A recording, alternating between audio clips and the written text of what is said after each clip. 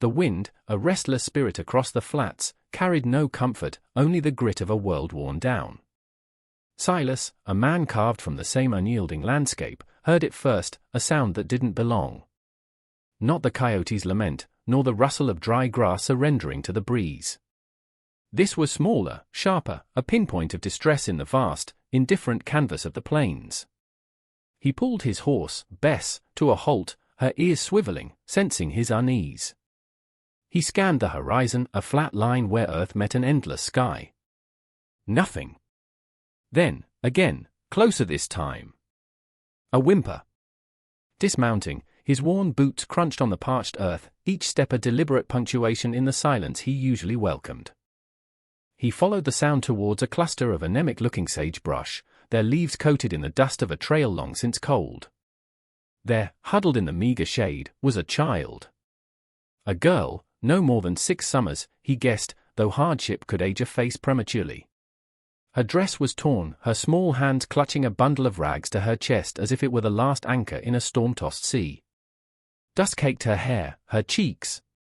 Her eyes, wide and dark, stared up at him, not with the terror he expected, but with a profound, unsettling emptiness, as if all the fear had been burned out of her, leaving only ash. Around her, the signs were clear, the tracks of a single wagon, heading west, already faint. No other marks. No struggle. Just abandonment, stark and brutal under the unforgiving sun.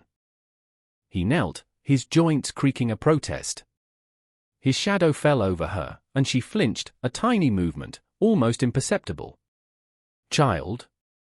His voice was rough, unused to gentle inquiries. She said nothing. Her gaze remained fixed, not on him, but through him, at something distant and unseen. He saw the faint rise and fall of her chest, the tremor in her small, dirt-stained fingers.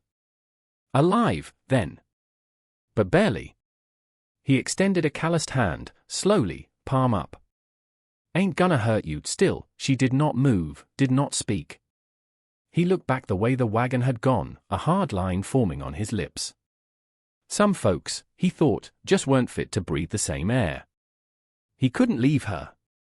The coyotes would find her by nightfall, or the sun would finish what human cruelty had started. There was no real decision to be made, just an inevitability.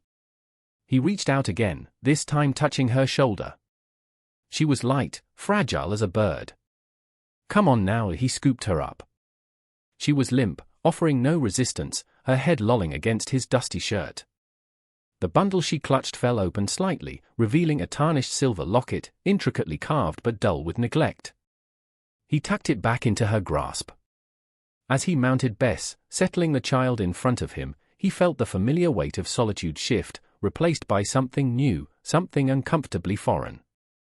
He urged Bess eastward, towards his own struggling ranch, a place that offered little more than survival, and now, perhaps, a sliver of improbable sanctuary. The silence between them was vast, broken only by the rhythmic plod of the horse and the whisper of the wind, which now seemed to carry a question he had no answer for. The cabin, when they reached it as dusk painted the sky in bruised purples and oranges, was little more than a collection of weathered timbers clinging stubbornly to the earth. Smoke curled thinly from the stone chimney, a sign of Silas's frugal fire. Inside, it was sparse, utilitarian. A rough-hewn table, 2 mismatched chairs, a stone hearth, and a narrow cot in the corner. The air smelled of wood smoke, old leather, and the faint, metallic tang of loneliness. Ilara, he decided on the name as they rode, a soft sound for a child who seemed to have forgotten language, remained a statue of silence. He set her down gently on the cot, her small legs dangling. Her eyes, still wide, slowly took in the dim interior, the flickering lamplight casting long, dancing shadows that seemed to ride like living things. He saw a flicker of something in their depths, perhaps fear, perhaps just the reflection of the unsteady light. He didn't press her. Words, he knew, could be a burden, especially when there were no easy ones to offer. He moved about the small space with an economy born of long habit, rekindling the fire, setting a pot of water to boil. He found a piece of relatively clean sacking and, moistening it, gently wiped the dust from her face and hands. She tolerated his touch but did not respond, her gaze distant. He had an old, patched quilt, his mother's last gift, stored in a wooden chest. He retrieved it, the scent of dried lavender and thyme clinging to its folds. He spread it over her. "Supper soon," he said, more to himself than to her. He prepared a simple meal, broth from a rabbit he'd snared the day before, and a piece of hardtack softened in the liquid. He ate his standing by the hearth, watching her. She hadn't moved. He ladled some broth into a chip bowl and placed it on the floor beside the cot. "Eat," he said, his voice gruff but not unkind. He didn't expect her to. He expected nothing. The night deepened. Outside, the wind mourned. Inside, the silence was a heavy blanket, punctuated only by the crackle of the fire and the occasional sigh from the girl on the cot. Silas sat in his chair, mending a piece of tack by the lamplight, his hands, gnarled and strong, working with practiced skill. He was used to solitude, had sought it even after the losses that had hollowed him out years ago. But this silence was different. It was filled with the unspoken, with the raw wound of a child's trauma. He wondered about her, about the people who could do such a thing. Had she cried? Had she called out? The locket she clutched is a mother's? A sister's? He wouldn't ask. If she wanted to tell, she would. If not, the silence would keep her secrets. Before he turned in on his own bedroll by the fire, he looked at the cot. Her eyes were closed, but he sensed she wasn't truly asleep. The bowl of broth was untouched. He sighed, a sound lost in the sighing of the wind. This was harder than breaking a wild colt. Harder than facing a winter storm with dwindling supplies. This was a different kind of wilderness, one he had no map for. Days bled into one another, each marked by the sun's journey across the vast, empty sky.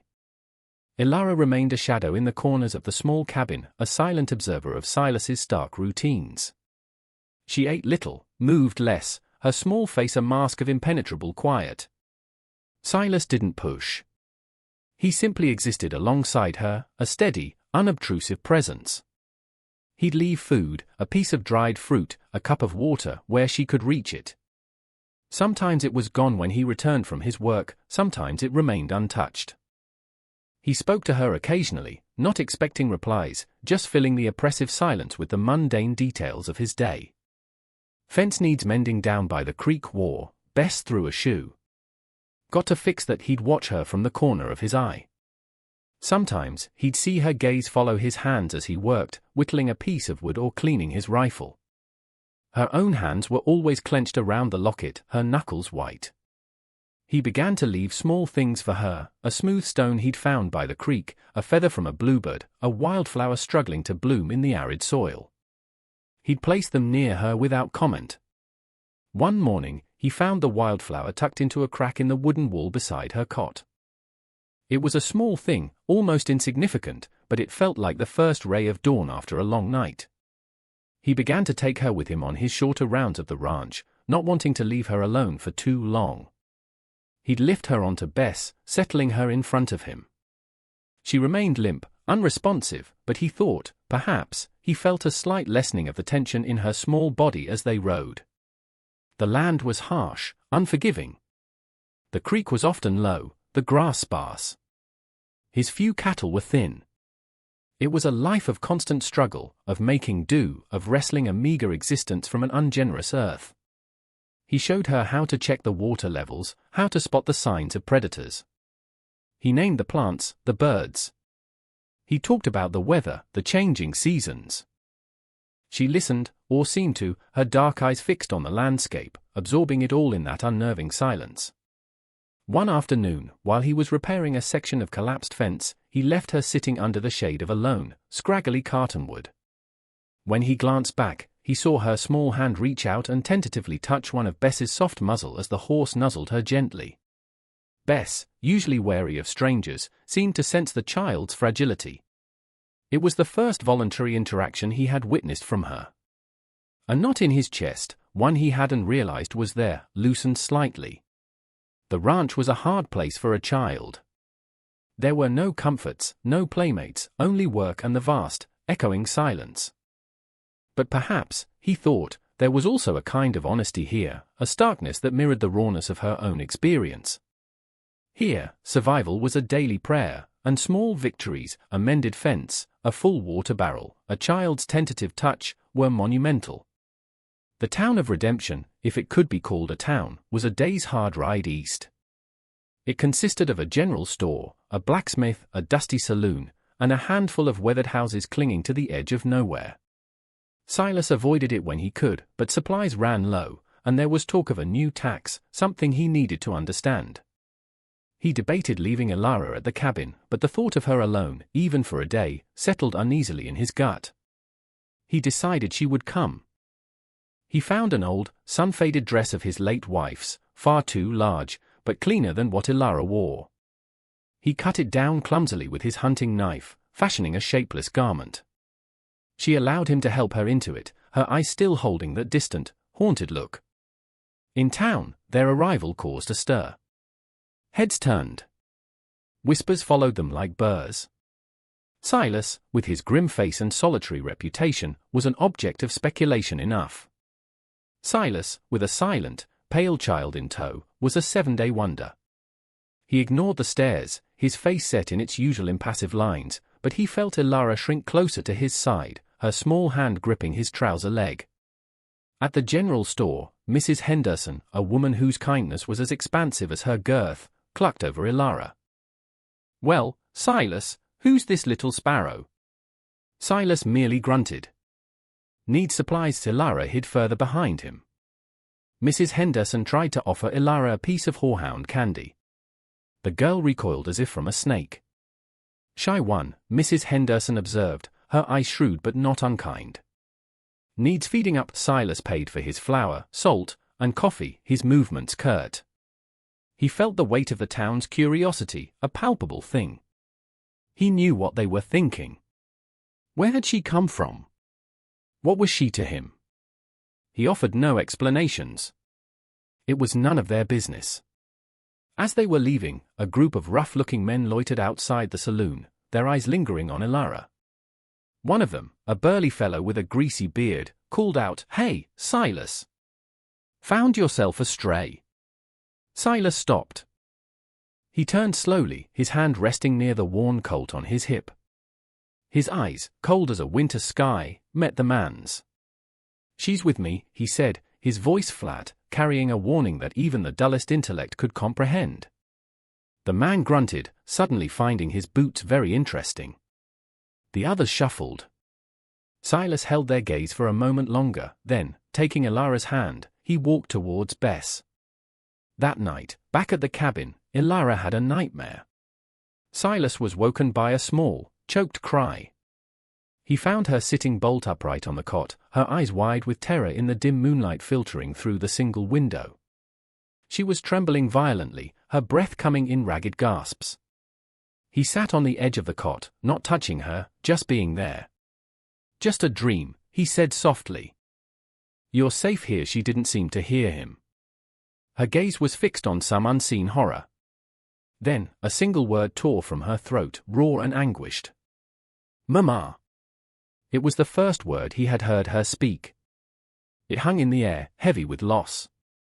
He felt a pang in his own chest, an old wound aching in sympathy. He stayed with her until the trembling subsided, until her breathing evened out. He didn't ask about her mother. He didn't ask about the dream. He just sat, a silent sentinel in the darkness, until she finally drifted into an exhausted sleep, her hand, for the first time, unclenching slightly from the locket. The whispers of her past were beginning to surface, fragile and painful, like green shoots pushing through frozen ground. Slowly, painstakingly, a rhythm began to emerge from the dissonant notes of their shared existence. Ilara started to venture from the cabin on her own, exploring the immediate vicinity of the yard. She'd watch the chickens scratch in the dirt, her head cocked with a child's curiosity. She'd follow Silas as he did his chores, a small, silent shadow. He began to assign her small tasks, testing her willingness, her capacity. "Fetch the kindling, Ilara," or "hold this rope steady." She would comply, her movements hesitant at first, then with increasing sureness. Her hands, he noticed, were clever. She learned to mend small tears in her clothes with a needle and thread he provided, her stitches surprisingly neat. She learned to feed the chickens, to collect their eggs, her small face serious with concentration. The silence between them remained, but it was less heavy now, punctuated by these shared activities, by the quiet language of work. One evening, as Silas was cleaning his rifle, she spoke again. "Cold," she said, her voice barely a whisper, gesturing towards the poorly chinked wall where the wind whistled through. Silas looked up, surprised. He nodded. "Aye. Winter's coming." He hadn't expected a conversation, but he found himself elaborating. "Got to patch that." And lay in Morwood she watched him, her dark eyes thoughtful. The next day, he saw her stuffing dried grass into the cracks in the wall. It wasn't a perfect solution, but it was something. It was an effort. He felt a surge of something akin to pride. He started talking to her more, not just about chores, but about the land, about Bess, about the stars that blazed in the night sky, so close it felt you could reach out and touch them. He told her stories his own father had told him, tales of the old ones who knew the secrets of the earth. He didn't know if she understood it all, but she listened, her silence no longer empty, but attentive. He even found himself, on rare occasions, humming an old, forgotten tune as he worked, a sound that surprised even himself. The ranch, too, seemed to respond to their combined efforts, however meager.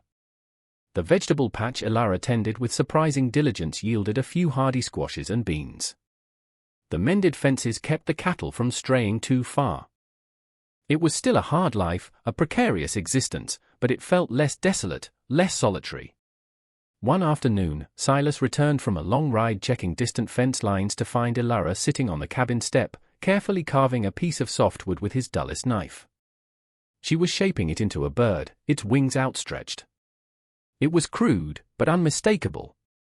She looked up as he approached, a flicker of apprehension in her eyes, as if expecting disapproval. He merely nodded. "Good work," he said. She ducked her head, but he saw the ghost of a smile touch her lips before it vanished. It was the first smile he had seen from her. It was like watching a parched land drink its first rain. That evening, as the coyotes sang their nightly chorus, she asked, "Why, you stay?" He looked at her, puzzled. "Stay where?" "Here," she whispered, gesturing around the cabin, at the vast, empty land beyond. He considered her question for a long moment, the firelight playing on his weathered face. "Nowhere else to be," he said finally. Then, after another pause, he added, "This is home." He wasn't sure if he was talking about the ranch, or about something else entirely, something that was slowly, tentatively, taking root in the barren soil of his own heart. The first frost laid a silver sheen on the land, a warning of the harshness to come. It was then that the letter arrived, carried by a circuit rider, a thin, official-looking envelope addressed to Silas Blackwood. He opened it with a sense of foreboding. His ability to read was rudimentary, learned in a dusty mission school long ago, but he could make out the bold, stark words: notice of delinquency, foreclosure proceedings, county bank. The word swam before his eyes. He'd known he was behind, the drought had hit his small herd hard, but he hadn't realized it was this dire. A cold knot tightened in his stomach. This ranch, this unforgiving patch of dirt, was all he had. It was his father's legacy, his own sweat and blood poured into its stubborn soil. Losing it was unthinkable. Elara, watching him from her corner, saw the color drain from his face, the way his hand trembled as he held the paper. She didn't understand the words, but she understood the look in his eyes. It was a look she recognized, a reflection of the fear that had been her constant companion for so long.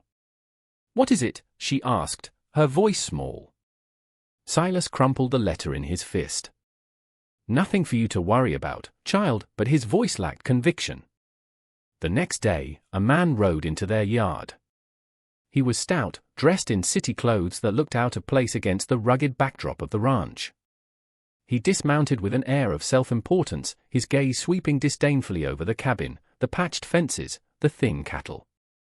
"Silas Blackwood?" he asked, his voice smooth, oily. Silas nodded, his expression grim. I'm Arthur Hendricks, the man announced, representing the county bank and associated investors. He produced a sheaf of papers from his little bag. This land is in arrears. Substantially. Silas's jaw tightened. I know. I got the notice. Good, Hendricks said, a smug smile playing on his lips. Saves explanations. We're prepared to offer you a sum, a very modest sum, for your cooperation in vacating the premises. Avoids unpleasantness. Silas's eyes narrowed. This is my land. Hendricks chuckled, a dry, unpleasant sound. Not for much longer, Blackwood. It's an unproductive parcel. My clients have plans for it. More profitable plans. He glanced at Elara, who stood watching from the doorway, her small face pale. A man with encumbrances might find a quick settlement advantageous. The implication was clear. Silas felt a slow burn of anger rise within him. He stepped forward, his shadow falling over Hendricks. Get off my land, he said, his voice low and dangerous. Hendricks' smile faltered. He took a step back. You'll regret this, Blackwood. The law is on our side. We'll have this land, one way or another. He remounted, his composure ruffled. You have 30 days with that. He wheeled his horse and rode away, leaving a trail of dust and unease in his wake. Silas watched him go, his fists clenched. 30 days. It felt like a death sentence. He turned and saw Elara, her eyes wide with a fear that was no longer distant and empty, but immediate and personal. She understood. This place, this harsh, demanding sanctuary, was threatened. And with it, the fragile sense of belonging she had just begun to find. The 30 days began to dwindle like water leaking from a cracked barrel. A shadow fell over the ranch, heavier than any winter cloud. Silas worked with a grim, desperate energy, trying to wring every last possibility from the land, but he knew it was futile. He had no money to pay the bank, no resources to fight them. He rode to redemption, seeking advice, perhaps a loan, but the townsfolk, while sympathetic, could offer little more than platitudes. Money was tight for everyone. The bank was powerful. Hendricks, they said, was relentless. He returned to the ranch each time more disheartened, the lines on his face etched deeper. Elara watched him, her silence now filled with a worried intensity. She worked beside him, her small hand surprisingly strong, her determination a quiet echo of his own. She mended his torn shirt with stitches finer than he could manage. She made sure there was always a hot, if meager, meal ready when he came in from the cold. She spoke little, but her presence was a constant, a silent testament to the fact that he was no longer alone in his struggle.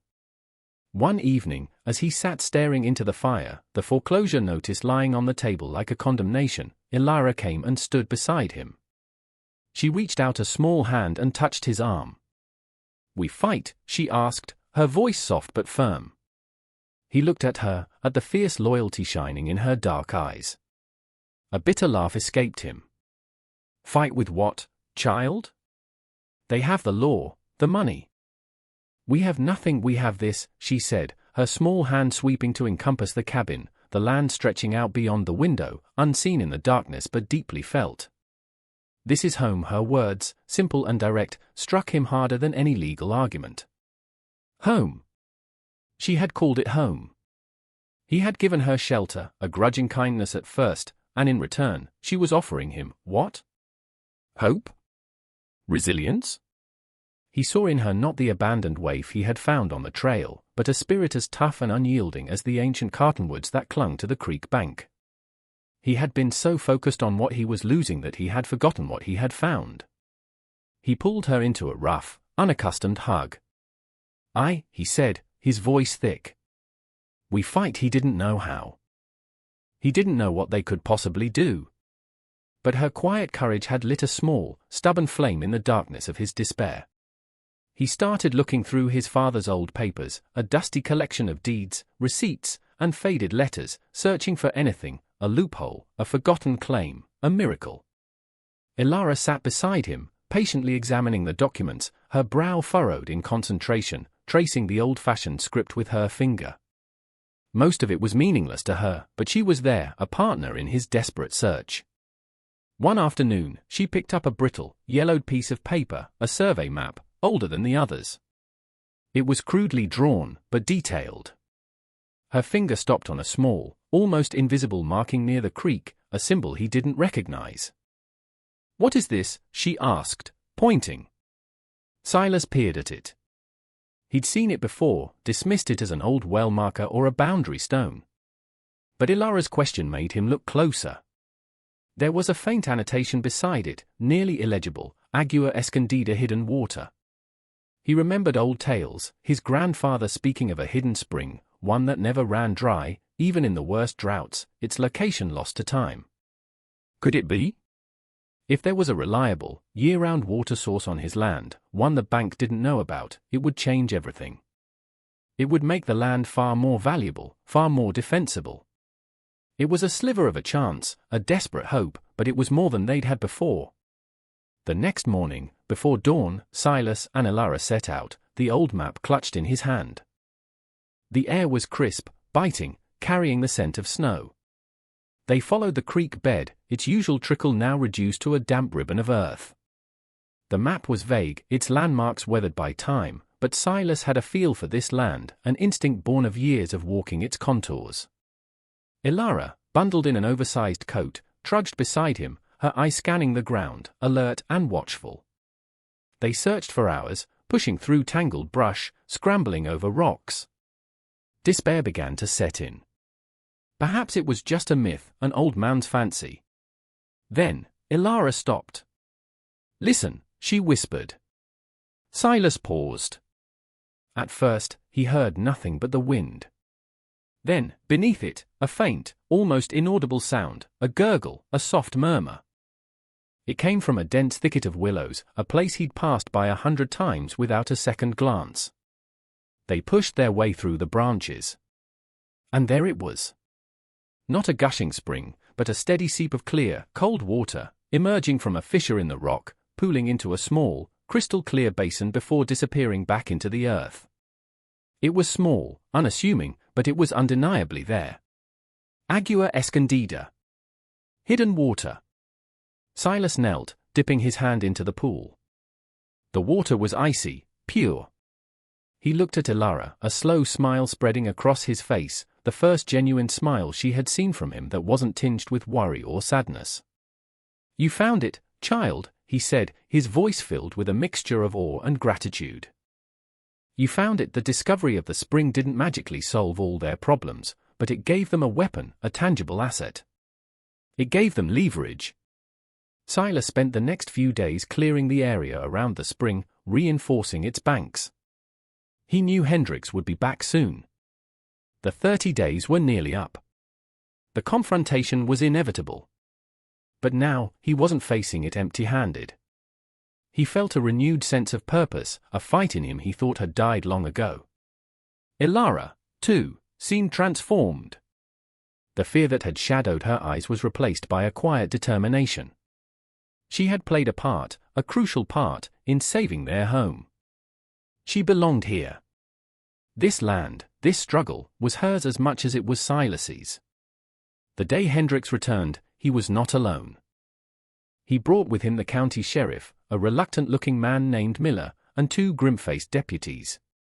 They rode into the yard with an air of finality. "Blackwood," Hendricks said, his voice triumphant. "Your time is up." "Sheriff Miller has the eviction order." Silas stood on the cabin porch, Ilara beside him. He was calm, his gaze steady. "There's something you need to see, Hendricks," he said.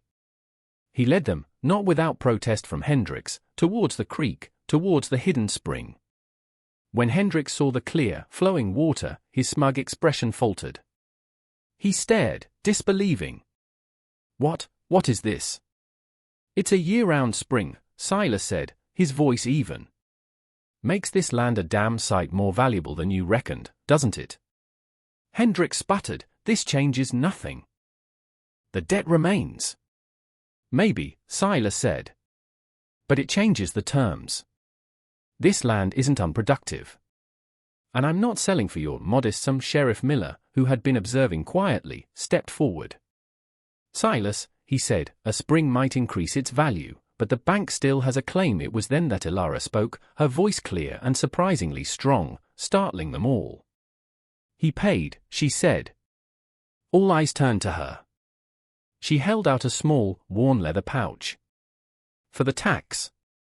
I saw him. At the store. Mrs. Henderson. Silas stared at her, then at the pouch. He remembered.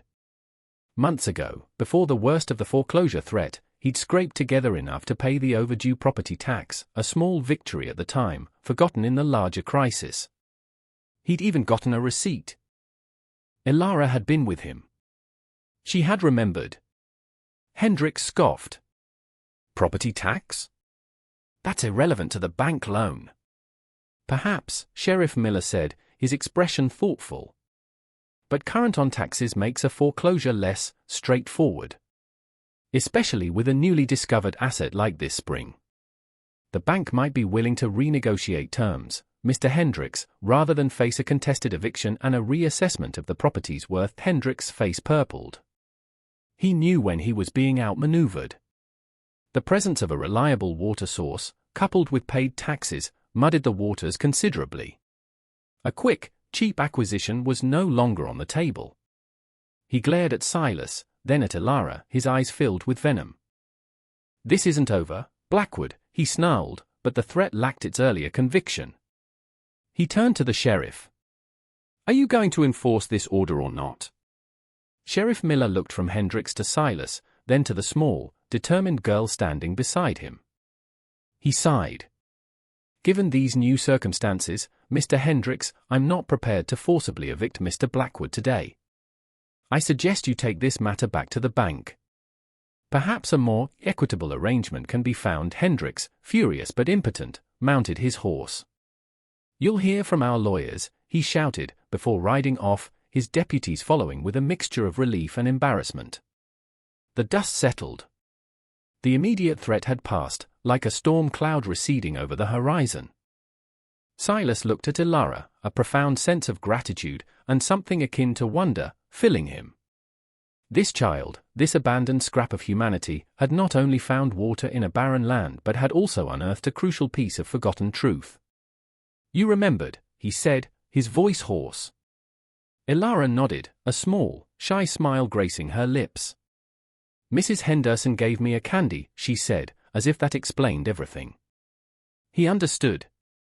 For her, that small act of kindness in town, juxtaposed with the looming threat, had seared the memory into her mind. Sheriff Miller lingered. Silas, he said, Hendricks won't give up easily. But you've bought yourself time. And leverage. That spring is a game changer.